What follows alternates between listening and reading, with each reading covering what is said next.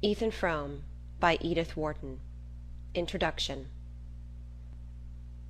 I had the story, bit by bit, from various people, and, as generally happens in such cases, each time it was a different story. If you know Starkfield, Massachusetts, you know the post office. If you know the post office, you must have seen Ethan Frome drive up to it, drop the reins on his hollow-backed bay, and drag himself across the brick pavement to the white colonnade, and you must have asked who he was. It was there that, several years ago, I saw him for the first time, and the sight pulled me up sharp. Even then he was the most striking figure in Starkfield, though he was but the ruin of a man. It was not so much his great height that marked him, for the natives were easily singled out by their lank longitude from the stockier foreign breed. It was the careless, powerful look he had, in spite of a lameness checking each step like the jerk of a chain. There was something bleak and unapproachable in his face, and he was so stiffened and grizzled that I took him for an old man, and was surprised to hear that he was not more than 52. I had this from Harmon Gow, who had driven the stage from Bettsbridge to Starkfield in pre-trolley days, and knew the chronicle of all the families on his line. "He's looked that way ever since he had his smash-up, and that's 24 years ago come next February," Harmon threw out between reminiscent pauses. The smash-up it was, I gathered from the same informant, which, besides drawing the red gash across Ethan Frome's forehead, had so shortened and warped his right side that it cost him a visible effort to take the few steps from his buggy to the post-office window. He used to drive in from his farm every day at about noon, and as that was my own hour for fetching my mail, I often passed him in the porch, or stood beside him while we waited on the motions of the distributing hand behind the grating. I noticed that, though he came so punctually, he seldom received anything but a copy of the Bettsbridge Eagle, which he put without a glance into his sagging pocket. At intervals, however, the postmaster would hand him an envelope addressed to Mrs. Zenobia or Mrs. Zena Frome, and usually bearing conspicuously in the upper left-hand corner the address of some manufacturer of patent medicine and the name of his specific. These documents my neighbour would also pocket without a glance, as if too much used to them to wonder at their number and variety, and would then turn away with a silent nod to the postmaster. Everyone in Starkfield knew him, and gave him a greeting tempered to his own grave mien, but his taciturnity was respected, and it was only on rare occasions that one of the older men of the place detained him for a word. When this happened, he would listen quietly, his blue eyes on the speaker's face, and answer in so low a tone that his words never reached me. Then he would climb stiffly into his buggy, gather up the reins in his left hand, and drive slowly away in the direction of his farm. "It was a pretty bad smash-up?" I questioned Harmon, looking after Frome's retreating figure, and thinking how gallantly his lean brown head, with its shock of light hair, must have sat on his strong shoulders before they were bent out of shape. "Worst kind," my informant assented. "More'n enough to kill most men. But the Fromes are tough. Ethan'll likely touch 100. "Good God!" I exclaimed. At the moment, Ethan Frome, after climbing to his seat, had leaned over to assure himself of the security of a wooden box, also with the druggist's label on it, which he had placed in the back of the buggy, and I saw his face as it probably looked when he thought himself alone. That man touch 100? He looks as if he was dead and in hell now. Harmon drew a slab of tobacco from his pocket, cut off a wedge, and pressed it into the leather pouch of his cheek. "Guess he's been in Starkfield too many winters. Most of the smart ones get away." "Why didn't he?" "Somebody had to stay and care for the folks. There warn't ever anybody but Ethan. First his father, then his mother, then his wife." "And then the smash-up?" Harmon chuckled sardonically. "That's so. He had to stay then." "I see. And since then they've had to care for him?" Harmon thoughtfully passed his tobacco to the other cheek. "Oh, as to that, I guess it's always Ethan done the caring."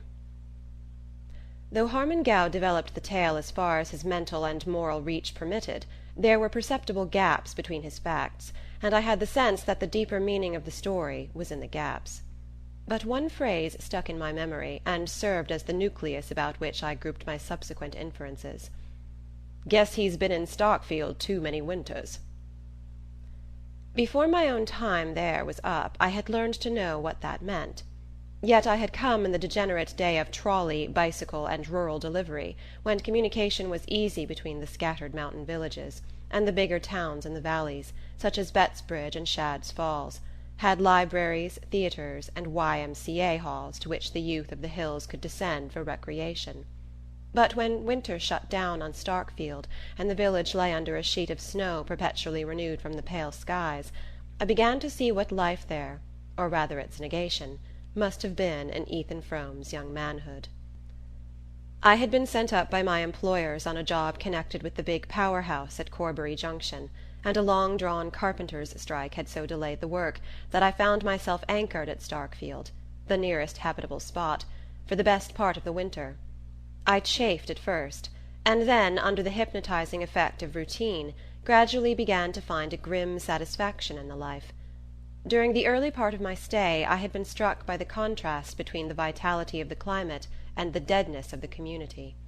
Day by day, after the December snows were over, a blazing blue sky poured down torrents of light and air on the white landscape, which gave them back in an intenser glitter.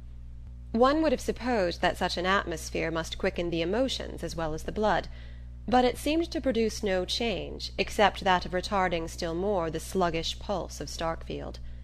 When I had been there a little longer, and had seen this phase of crystal clearness followed by long stretches of sunless cold, when the storms of February had pitched their white tents about the devoted village, and the wild cavalry of March winds had charged down to their support, I began to understand why Starkfield emerged from its 6-month siege like a starved garrison capitulating without quarter.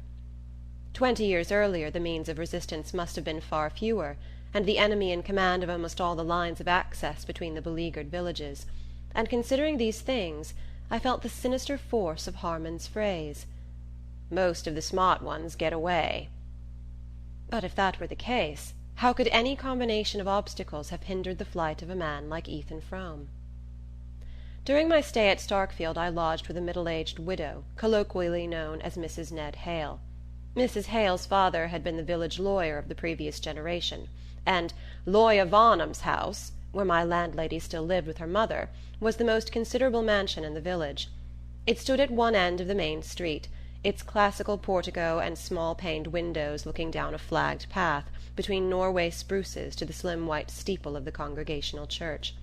It was clear that the Varnum fortunes were at the ebb, but the two women did what they could to preserve a decent dignity, and Mrs. Hale, in particular, had a certain wan refinement not out of keeping with her pale, old-fashioned house.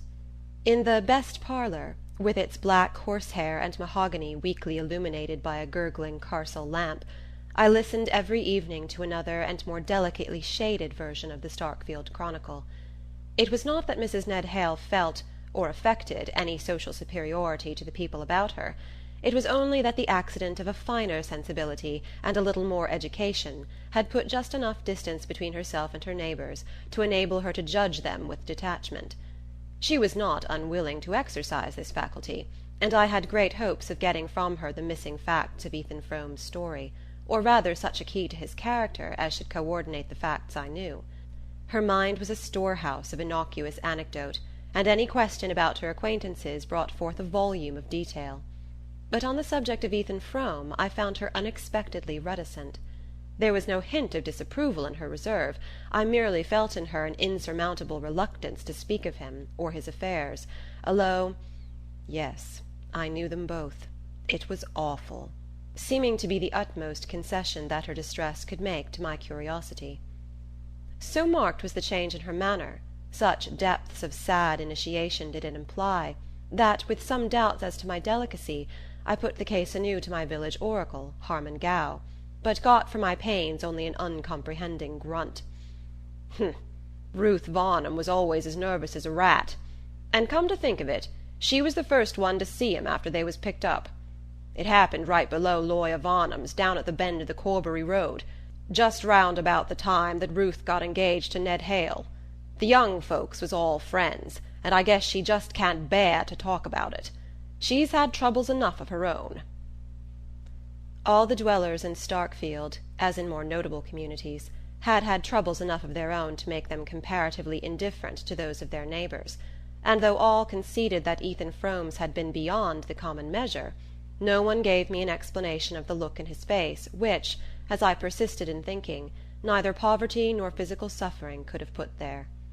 Nevertheless, I might have contented myself with the story pieced together from these hints, had it not been for the provocation of Mrs. Hale's silence, and, a little later, for the accident of personal contact with the man.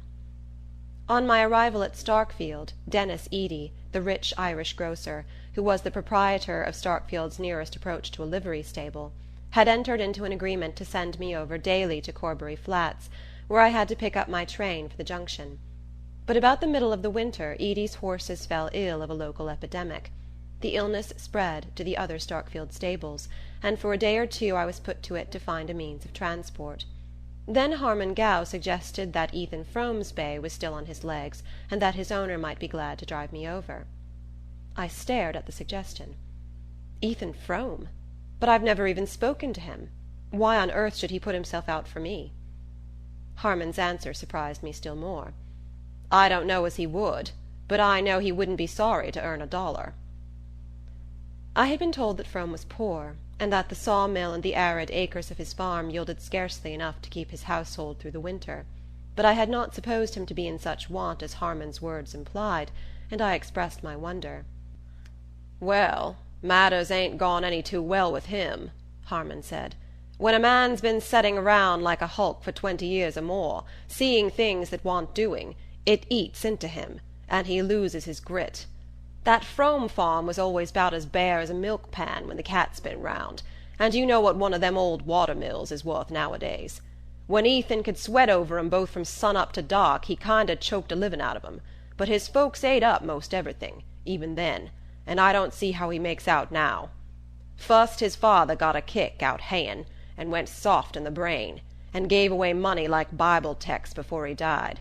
Then his mother got queer and dragged along for years as weak as a baby, and his wife Zeena, she's always been the greatest hand at doctoring in the county. Sickness and trouble, that's what Ethan's had his plate full up with, ever since the very first helping." The next morning, when I looked out, I saw the hollow-backed bay between the Varnum spruces, and Ethan Frome, throwing back his worn bearskin, made room for me in the sleigh at his side. After that, for a week, he drove me over every morning to Corbury Flats, and on my return in the afternoon met me again and carried me back through the icy night to Starkfield. The distance each way was barely 3 miles, but the old bay's pace was slow, and even with firm snow under the runners we were nearly an hour on the way. Ethan Frome drove in silence, the reins loosely held in his left hand, his brown seamed profile, under the helmet-like peak of the cap, relieved against the banks of snow like the bronze image of a hero. He never turned his face to mine, or answered, except in monosyllables, the questions I put, or such slight pleasantries as I ventured. He seemed a part of the mute, melancholy landscape, an incarnation of its frozen woe, with all that was warm and sentient in him fast bound below the surface. But there was nothing unfriendly in his silence.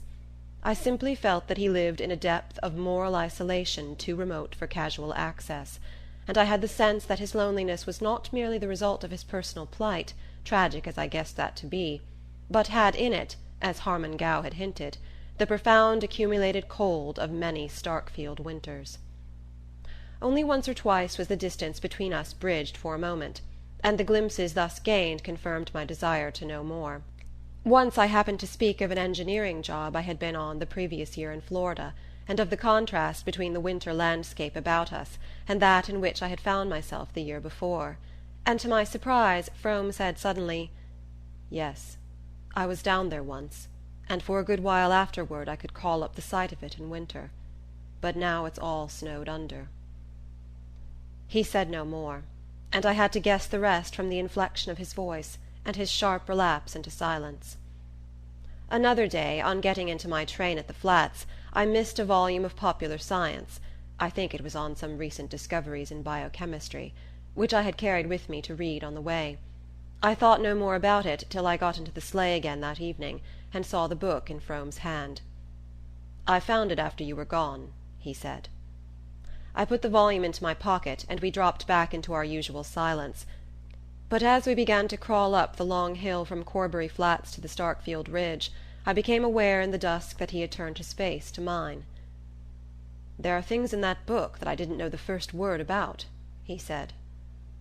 I wondered less at his words than at the queer note of resentment in his voice.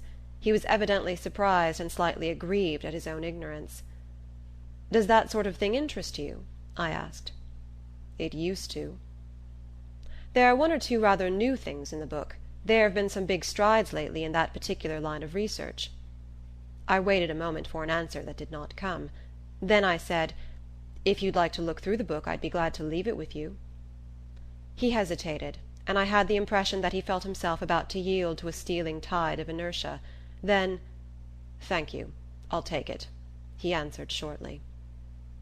I hoped that this incident might set up some more direct communication between us. Frome was so simple and straightforward that I was sure his curiosity about the book was based on a genuine interest in its subject. Such tastes and acquirements in a man of his condition made the contrast more poignant between his outer situation and his inner needs, and I hoped that the chance of giving expression to the latter might at least unseal his lips. But something in his past history, or in his present way of living, had apparently driven him too deeply into himself for any casual impulse to draw him back to his kind. At our next meeting he made no allusion to the book, and our intercourse seemed fated to remain as negative and one-sided as if there had been no break in his reserve. Frome had been driving me over to the Flats for about a week, when one morning I looked out of my window into a thick snowfall. The height of the white waves massed against the garden fence and along the wall of the church showed that the storm must have been going on all night, and that the drifts were likely to be heavy in the open. I thought it probable that my train would be delayed, but I had to be at the power-house for an hour or two that afternoon, and I decided, if Frome turned up, to push through to the Flats and wait there till my train came in. I don't know why I put it in the conditional, however, for I never doubted that Frome would appear. He was not the kind of man to be turned from his business by any commotion of the elements, and at the appointed hour his sleigh glided up through the snow like a stage apparition behind thickening veils of gauze. I was getting to know him too well to express either wonder or gratitude at his keeping his appointment, but I exclaimed in surprise as I saw him turn his horse in a direction opposite to that of the Corbury road. "The railroad's blocked by a freight train that got stuck in a drift below the Flats," he explained, as we jogged off into the stinging whiteness. "But look here, where are you taking me, then?" "Straight to the junction, by the shortest way," he answered, pointing up Schoolhouse Hill with his whip. "To the junction? In this storm? Why, it's a good 10 miles." "The bay'll do it if you give him time. You said you had some business there this afternoon. I'll see you get there." He said it so quietly that I could only answer, "You're doing me the biggest kind of favor." "That's all right," he rejoined. Abreast of the schoolhouse the road forked, and we dipped down a lane to the left, between hemlock boughs bent inward to their trunks by the weight of the snow. I had often walked that way on Sundays, and knew that the solitary roof showing through bare branches near the bottom of the hill was that of Frome's sawmill. It looked exanimate enough, with its idle wheel looming above the black stream dashed with yellow-white spume, and its cluster of sheds sagging under their white load. Frome did not even turn his head as we drove by, and still in silence we began to mount the next slope. About a mile farther, on a road I had never travelled, we came to an orchard of starved apple-trees writhing over a hillside among outcroppings of slate that nuzzled up through the snow like animals pushing out their noses to breathe. Beyond the orchard lay a field or two, their boundaries lost under drifts, and above the fields, huddled against the white immensities of land and sky, one of those lonely New England farmhouses that make the landscape lonelier. "That's my place," said Frome, with a sideways jerk of his lame elbow, and in the distress and oppression of the scene I did not know what to answer. The snow had ceased, and a flash of watery sunlight exposed the house on the slope above us in all its plaintive ugliness. The black wraith of a deciduous creeper flapped from the porch, and the thin wooden walls, under their worn coat of paint, seemed to shiver in the wind that had risen with the ceasing of the snow. "The house was bigger in my father's time. I had to take down the L a while back," Frome continued. checking with a twitch of the left rein the bay's evident intention of turning in through the broken-down gate. I saw then that the unusually forlorn and stunted look of the house was partly due to the loss of what is known in New England as the ell, that long, deep-roofed adjunct usually built at right angles to the main house, and connecting it, by way of storerooms and tool-house, with the woodshed and cow-barn; whether because of its symbolic sense, the image it presented of a life linked with the soil, and enclosing in itself the chief sources of warmth and nourishment, or whether merely because of the consolatory thought that it enables the dwellers in that harsh climate to get to their morning's work without facing the weather, it is certain that the ell, rather than the house itself, seems to be the centre, the actual hearthstone of the New England farm. Perhaps this connection of ideas, which had often occurred to me in my rambles about Starkfield, caused me to hear a wistful note in Frome's words, and to see in the diminished dwelling the image of his own shrunken body. "We're kinder sidetracked here now," he added, "but there was considerable passing before the railroad was carried through to the Flats." He roused the lagging bay with another twitch. Then, as if the mere sight of the house had let me too deeply into his confidence for any farther pretence of reserve, he went on slowly. "I've always set down the worst of mother's troubles to that. When she got the rheumatism so bad she couldn't move around, she used to sit up there and watch the road by the hour, and one year, when they was 6 months mending the Bettsbridge pike after the floods, and Harmon Gow had to bring his stage round this way, she picked up so that she used to get down to the gate most days to see him. But after the trains begun running nobody ever come by here to speak of, and mother never could get it through her head what had happened, and it preyed on her, right along till she died." As we turned into the Corbury road the snow began to fall again, cutting off our last glimpse of the house, and Frome's silence fell with it, letting down between us the old veil of reticence. This time the wind did not cease with the return of the snow. Instead it sprang up to a gale which now and then, from a tattered sky, flung pale sweeps of sunlight over a landscape chaotically tossed. But the bay was as good as Frome's word, and we pushed on to the junction through the wild white scene. In the afternoon the storm held off, and the clearness in the west seemed to my inexperienced eye the pledge of a fair evening. I finished my business as quickly as possible, and we set out for Starkfield with a good chance of getting there for supper. But at sunset the clouds gathered again, bringing an earlier night, and the snow began to fall straight and steadily from a sky without wind, in a soft universal diffusion more confusing than the gusts and eddies of the morning. It seemed to be a part of the thickening darkness, to be the winter night itself descending on us layer by layer. The small ray of Frome's lantern was soon lost in this smothering medium, in which even his sense of direction, and the bay's homing instinct, finally ceased to serve us. 2 or 3 times some ghostly landmark sprang up to warn us that we were astray, and then we sucked back into the mist, and when we finally regained our road the old horse began to show signs of exhaustion. I felt myself to blame for having accepted Frome's offer, and after a short discussion I persuaded him to let me get out of the sleigh and walk along through the snow at the bay's side. In this way we struggled on for another mile or two, and at last reached a point where Frome, peering into what seemed to me formless night, said, "That's my gate down yonder." The last stretch had been the hardest part of the way. The bitter cold and the heavy going had nearly knocked the wind out of me, and I could feel the horse's side ticking like a clock under my hand. "Look here, Frome," I began, "there's no earthly use in your going any farther." But he interrupted me. "Nor you, neither. There's been about enough of this for anybody." I understood that he was offering me a night's shelter at the farm, and without answering I turned into the gate at his side, and followed him to the barn, where I helped him to unharness and bed down the tired horse. When this was done he unhooked the lantern from the sleigh, stepped out again into the night, and called to me over his shoulder, "This way." Far off above us a square of light trembled through the screen of snow. Staggering along in Frome's wake I floundered toward it, and in the darkness almost fell into one of the deep drifts against the front of the house. Frome scrambled up the slippery steps of the porch, digging a way through the snow with his heavily booted foot. Then he lifted his lantern, found the latch, and led the way into the house. I went after him into a low, unlit passage, at the back of which a ladder-like staircase rose into obscurity. On our right a line of light marked the door of the room which had sent its ray across the night, and behind the door I heard a woman's voice droning querulously. Frome stamped on the worn oilcloth to shake the snow from his boots, and set down his lantern on a kitchen chair which was the only piece of furniture in the hall. Then he opened the door. "Come in," he said, and as he spoke the droning voice grew still. It was that night that I found the clue to Ethan Frome, and began to put together this vision of his story. End of introduction.